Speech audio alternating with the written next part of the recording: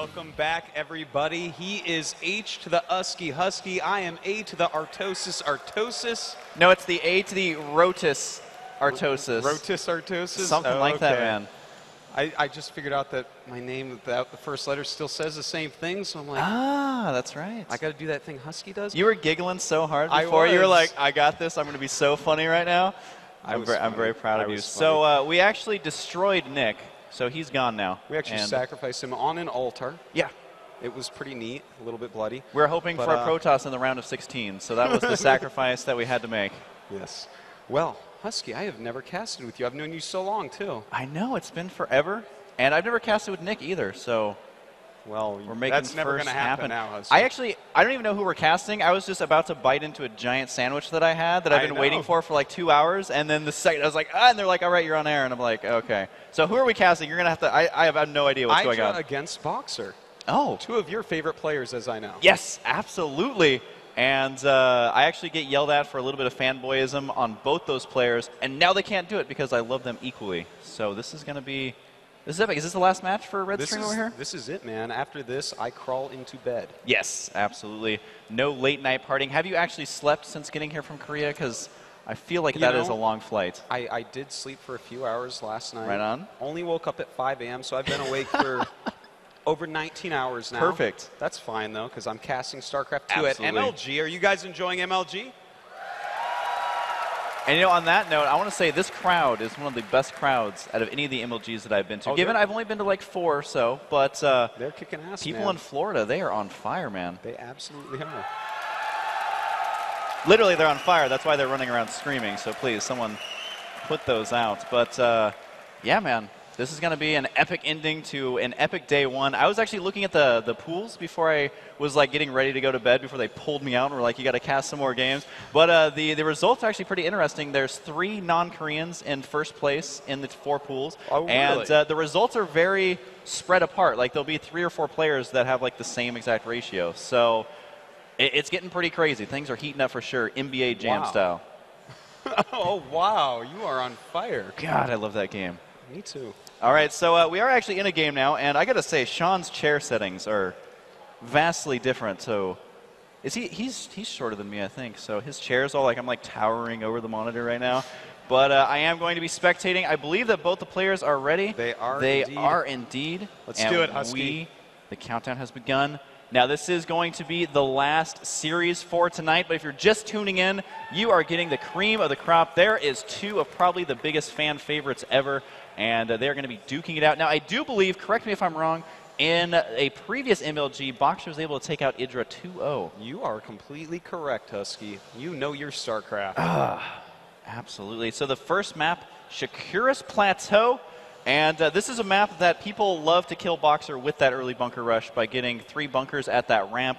And I've seen EGIdra lose to that actually several times on his stream and in tournaments. So that's true, man. That is his bane. If you cheese that kid, he may go down. Absolutely. So now, guys, we have got to make so much noise for these players. This is the last series, so please just make me all happy and get nerd chills. Spawning in the top right side, it is EGIdra.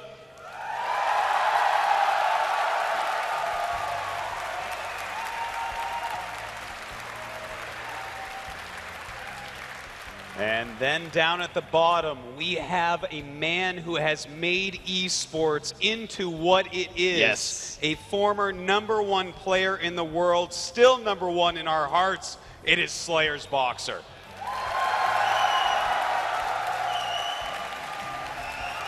And Artosis, I could not think of a better match to end the night off with. It's almost as if someone was planning this out or something, because someone may have picked this game to go here. Oh man, and it's almost like it was on the schedule and everything, and everyone's been waiting for it. And I could not, again, even though I was crawling into bed, I could not think of a better match to end the night. Seriously, I am happy to still be awake and witness this game.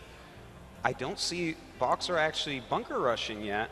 But we will see. He loves to do that against EGIdra. And in fact, the place that he put his barracks on tells us that he may be landing that on the low ground for a quicker Marine rally. Yeah, now do you expect to see him throw a second barracks doing this? Well, I just saw him throw down his gas, so I'm going to go ahead and say no, I don't. Absolutely not. And he did indeed get that gas, which opens up a lot of those tech paths. And just really quickly, one thing that's actually really common and EGIdra may be preparing for is if they do throw down the second barracks, again, they land one on the low ground, and that can be so frustrating. But we do see Hatch first out of EGIdra here. Is this something that EGIdra tends to do? Yeah, man. I mean, this kid, he wants to macro. He does not want to have to open up with an early pool. He wants to get that hatchery out, get a couple queens, make as many larva injects and drones as he possibly can, and just defend until, you know, he says, get out of my game, newbie. Absolutely. And I was just watching July in the other stream, and you're going to see a very different style where July, I don't think he ever got over 50 drones for those entire games. Just super, super aggressive. But EGIdra, I wouldn't be surprised to see him pushing, you know, 75, 80 drones very early on. Oh, that's very true. I mean, he's going to get more drones off a 2 base than July gets off 3. Yes. So that is absolutely the case. But we do have a factory making for Boxer. May have a reactor going down pretty quick on this barracks, just because, you know, Reactor to Hellion is actually just such a nice build against Zerg. And if he can kill a few drones of EGIdra, EGIdra kind of goes on tilt. Oh, yeah, absolutely. And especially in game number 1, I've seen time and time again where EGIdra will have a long, drawn-out game, and then if he gets on tilt just a little bit, the second and third consecutive games can just be not the best for him. Now, we do see a command center going down for Boxer here. Do you think this is pretty safe for him to do? Yeah, this is pretty much the safest build in the entire world for this matchup. This is like the build that always, always, always happens. I could actually turn off the monitor in a TVZ and commentate the first 5 minutes because this is exactly what we see. Yeah, we do see a couple Hellions coming out right. Nope, just the one Hellion. He actually hasn't lifted that off quite yet here. And we'll see if he's going to be able to do any major harassment, but I have a feeling EGIdra is going to be prepared for it because this isn't a super, super early, you know, Hellion rush or anything like that. And EGIdra is also getting a couple of Zerglings up here to spot this. So both players, do you think EGIdra is going to be comfortable scouting around like this? Yeah, you know, he just got a lot of intel with those 2 Zerglings. He sees exactly what's going on. He saw the tech lab for that barracks, so that's probably going to be a stim upgrade. Well, there you go. It is, in fact, a stim upgrade. So this is very, very standard. This is what EGIdra is used to. He knows how to play against this, and as his recent results have shown us, he's pretty solid against it. Yeah, and also EGIdra has played a lot of the Korean ladder, so he has practiced against tons and tons of Korean-style Terran, and especially in this matchup. So I think it's definitely going to start favoring his macro style. And has he begun laying creep? Not quite yet. He does seem to be moving that queen back there. And right now it just seems like both players are honestly gearing up for a pretty long game here. Yeah, it definitely does seem that way. That's kind of impressive to see from Boxer. You know, every time he hits EGIdra, we see some sort of technical rush from him, or sometimes just the bludgeon rush of 2 barracks and bunkers. But the fact that he seems to be gearing up for an actual macro game against a player just known for being superb at that style is surprising me, as Boxer is just such a brainy player. Yeah, absolutely. And also, a lot of the interviews I see with the Koreans is they actually do think that EGIdra is one of the better players and also one of the players that they fear most going up against in these kind of pool play scenarios. So, I mean, I'm sure that Boxer knows exactly what's up. He's played against him time and time again, and yet he's still feeling comfortable with this. So I'm really curious to see exactly what he has planned here. Adding on a couple more barracks here. And do you really see anything unorthodox out of Boxer yet? Well, you know, he is getting a couple reactors pretty quickly. I think that what we're going to see here is, in fact, a starport going up right away. Just some Marines and medevacs, and then switch over into some siege tanks. It's very standard overall.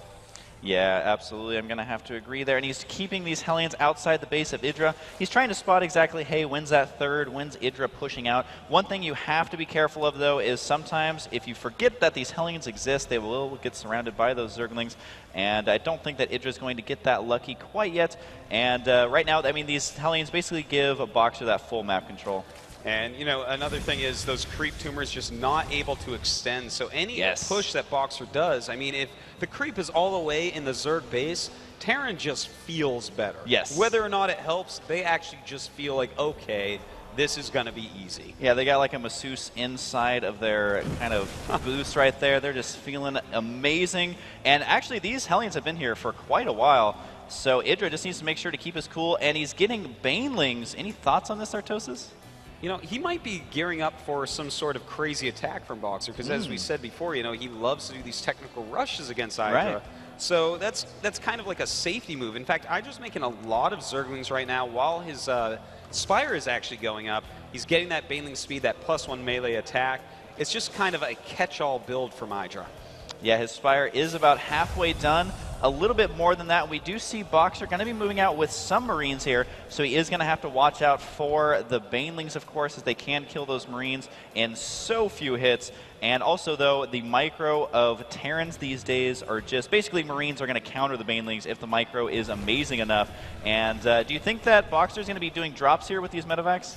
You know, he might try to do some of these little pokes. He has the Hellions sitting out here already. You know, have the Hellions sit on the low ground, guard the Marines as you drop them up, micro back and forth. As you said, Terrans can take out Banelings oh so well nowadays. Yeah. And Boxer, really a player that's been known for his micro for a very long time. Yeah, we're going to see if he can pull that off right now, as he is doing exactly what you're saying, Artosis, trying to use the Hellions on the low ground. And that can be so effective in certain situations on certain maps. Doesn't look like Boxer was able to do kind of a death blow there, but EGIdra is on 2 base, and the Mutalisks are spawning now, so his army is going to start looking fairly terrifying. The army supply is equal, so if he can get one Baneling hit, it could be huge. Yeah, it absolutely would be huge if he can get that. Baneling speed actually is about to finish. Going forward is Boxer with those Marines, losing quite a bit, and it looks like EGIdra will be able to clean this up, killing these medevacs, killing that original Marine force, and EGIdra with a big first engagement win. Yeah, absolutely. No other way to put that. Was able to clean that up. One thing Boxer did that was very, very nice is he focused down those Banelings with the Marines, but unfortunately that means you can't move and shoot, so he ended up getting surrounded there at the end, and now EGIdra is going to begin harassing with these Mutalisks, and if he can get a couple of SCV kills or force Boxer to stay in his base, well, that's exactly what he's just going to follow it up with a third here. Such a smart choice out of EGIdra. Yeah, he's just playing so solidly right now. It really seems like his mentality about the game has gotten so much better as of late.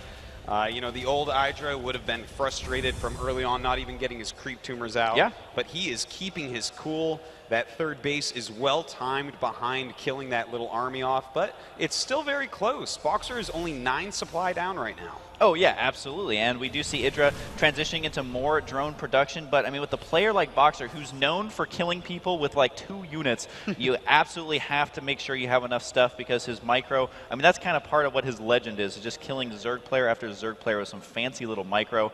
But EGIdra, his +1 attack on these mutas is nearly done. He also is getting that +2 melee. He's making a lot of Banelings and Zerglings right now. So I'm actually a little bit afraid for Boxer. That little army he has out in the middle, that is at the most a poke army. If he actually tries to do anything with that, I feel like EGIdra will kill that army right off. And that lead may be too much for Boxer to come back from against a player like EGIdra. Yeah, you are absolutely right, Artosis. And is he going to be able to engage right here? The Siege Tank sieging up a little bit late, but then focus down the Banelings with a beautiful shot. Boxer once again just basically focusing down the exact units he needs to, and that was a nice victory for him. He actually just targeted the middleist Baneling Husky. That was absolutely sick. Killing off that many Banelings for EGIdra has to be frustrating. He's making some more at home, though. And now Boxer has really evened it up just with that one small move. Yeah, absolutely. And now it looks like EGIdra's going to try and take out this Expo, but Boxer is there to defend it. He did delay that bunker at least a little bit. Needs to be careful with the mutas. Could have got a sandwich there, but EGIdra, of course, much better than that. Gonna hang on to them for now. Well, the 4th base going up. SlayerSBoxer with the safe 3rd. Everything is looking just so even amongst these two. It's actually quite amazing. Look at the supplies even. EGIdra just about 10-ish supply ahead the whole time, which is completely fine because he's Zerg and he's not playing Bomber. So, I mean, this is pretty normal. Yeah, absolutely. I mean, just such good shape for both players, which is more entertainment for us. Now, the mutas have found a vulnerability here, able to take out a supply depot and the turret, and also delaying these upgrades would be nice for EGIdra. And against a player like Boxer, that's exactly what you have to do because it's going to force him into an aggressive position, which that's exactly what he's doing. Well, this is pretty aggressive of him. There's a lot of creep out right now. There's a lot of Zerglings as well. And with a small amount of siege tanks like this, well, it is 4, but he's got to be careful. If EGIdra gets a nice big spread and gets in there with those Lings before the tank siege, then the battle can be his. Yeah, now EGIdra has a perfect amount of units right now. The Banelings a little bit ahead of the army, wants to be careful here. Nice focus firing once again. Here comes a major engagement in the center. Can EGIdra get the surround that he absolutely wants to? The Banelings did not hit any of the Marines, so EGIdra is going to have to back out here. That is so many Marines on the field, and their health is looking pretty strong. He really needs to move forward with this right now, Husky. He has to know he killed all the banelings off. He has to get in there before any more morph. He has to spread out, because if EGIdra can hit with these Banes, he is going to be able to win this game. But Boxer moving up, he has the siege tanks out, and this is going to be pretty hard for EGIdra. That is a lot of Marines. And the problem is that EGIdra cannot get the perfect surround they needs. And look at that, Boxer even backing up against the wall. Look at how quickly he just spread those Marines. That is the micro we are talking about. EGIdra needs to be careful with this. Mutas losing a couple here. He cannot afford to lose these, especially against a player like Boxer. And this is where Boxer starts to get really scary, because this is where his multitasking really shines. EGIdra trying to run in here with everything he's got, but the Banelings, are they going to be able to do enough damage? He will be able to clean that up. Wow, EGIdra clearing up that first army. It looks like he has enough for this rally as well.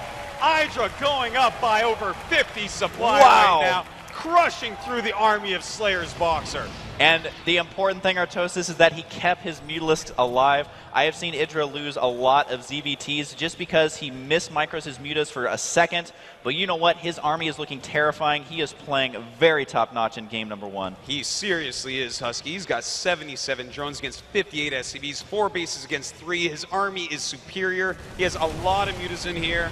Not a lot of places he can harass, because Boxer is defending very, very well. But then again, Boxer doesn't really have an army that he can attack with. So EGIdra is going to have a big macro phase here where he gets exactly the amount of drones he wants, he techs however he likes, and just makes the unit composition that he wants to battle Boxer a little bit later on in the game when he finally can move out again.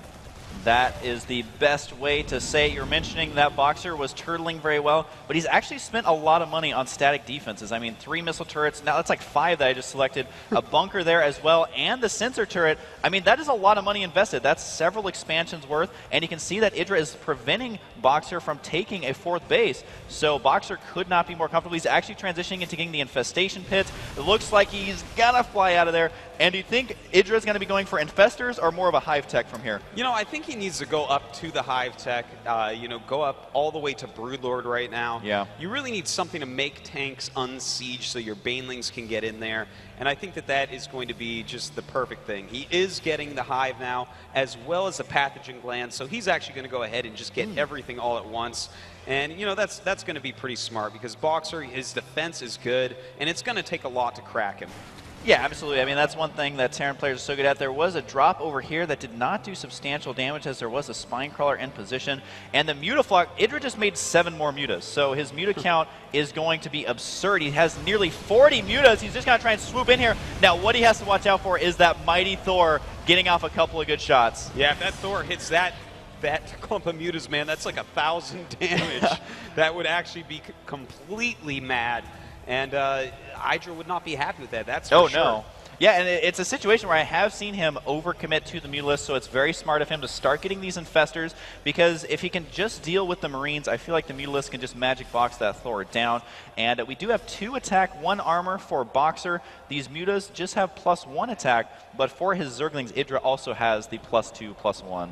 You know, EGIdra right now is actually doing something really cool in the middle. Look at this, a bunch of spine crawlers being put down. This is just to stall out SlayerSBoxer. Yes. Terran always tries to hit right before the Greater Spire finishes, and that will slow him down enough that EGIdra's going to feel a lot more comfortable when they actually engage each other. Yeah, and it's a situation where you look at it and you're like, oh, tanks can outrange that. It's not about them doing damage, it's about them forcing the siege, and also just buys the Zerg more time to set up for a surround. And look at that, just forcing Boxer to stay inside of his main base. None of these pokes are to kill his opponent. That's why he's flying away right away. But it's just buying him as much time as possible, and is trying to buy time for those Broodlords. But Artosis, you're perfectly right. He's attacking right before the Greater Spire. That is the one timing here that SlayerSBoxer really has. He's almost maxed out 188 against, well, they're about the same supply right now, actually.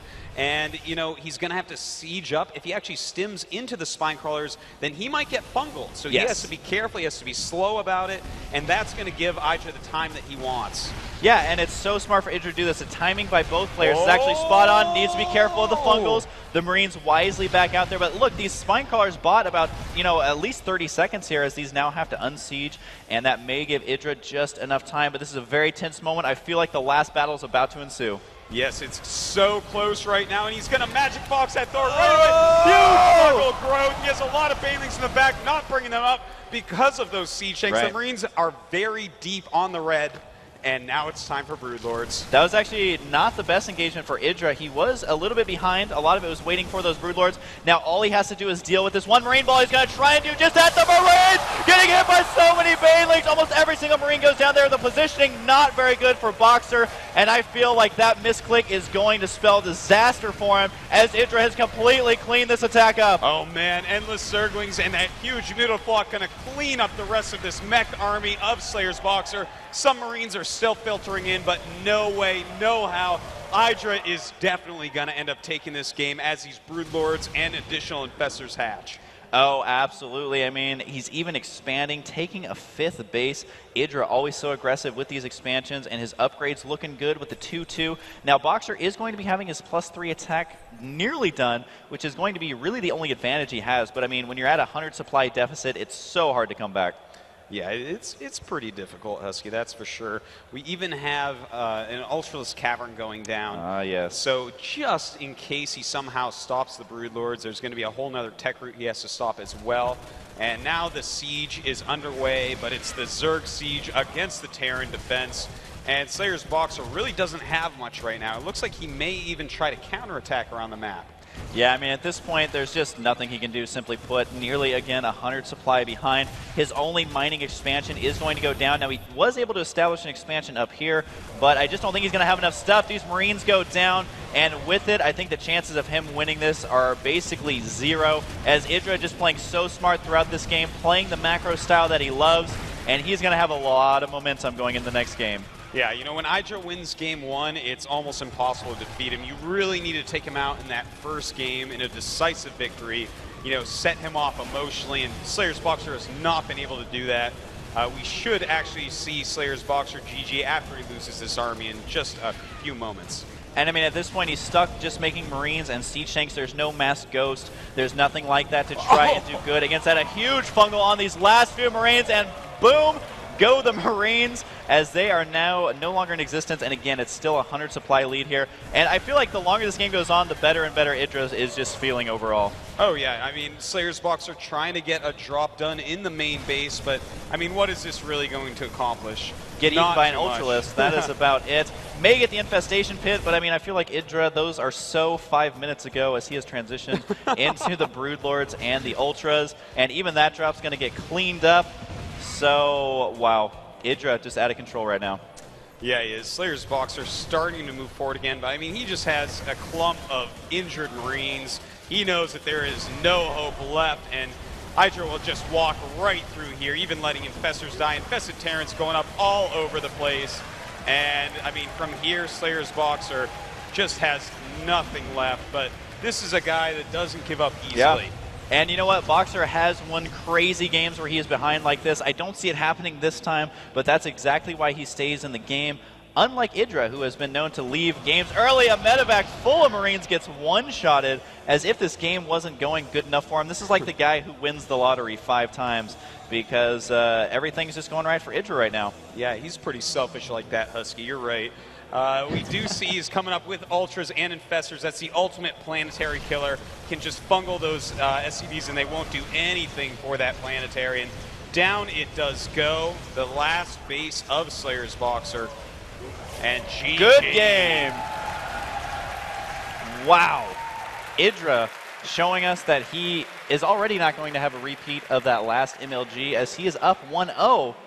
And we were mentioning it kind of before where he has a lot of momentum, and that's where EGIdra works best. Oh, absolutely, man. When he gets on a winning streak, he gets hot. Yes, absolutely. And were you surprised to see Boxer try and play him straight up like that? Because Boxer's had a lot of success with kind of inventive builds that kind of just mess with his brain. Yeah, I'm a little bit confused, actually, that he did that. You know, this is not the way we normally see Boxer, but maybe that's the trick in and of itself. Absolutely. So phenomenal stuff out of EGIdra. So we may very well only have one more game today. It might happen, man, but I think SlayerSBoxer can probably take one off EGIdra. Absolutely. So are we taking a break? Is that what we're going to be doing here? I think we're going to take a quick little commercial and then get this game going. All right, so we will be back right after this. Don't go anywhere, guys. It's going to be EGIdra versus Boxer, game number 2.